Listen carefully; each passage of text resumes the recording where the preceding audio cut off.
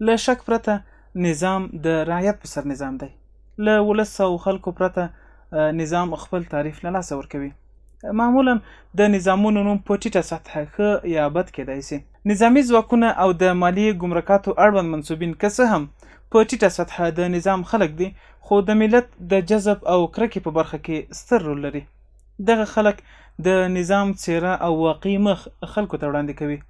که له خلکو سره دوی ښه چلند کاوه او ظلم یې پرې نه کاوه، خلک به ټول نظام ته د دوی په سترګه ګوري. او که الله مکه هر یو ځان ته د واک جزیره جوړه کړې وه او مسؤلیت یې نه پیژانده، خلک به ټول نظام ته د همدغه شخص له زاویې ګوري.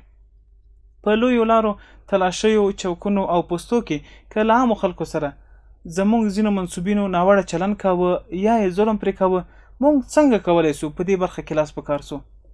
په دغه کاري استقامت کې موږ څه رول لوبولی سو او د یادې ستونزې د حل لپاره موږ کوم امکانات او څه صلاحیتونه لرو؟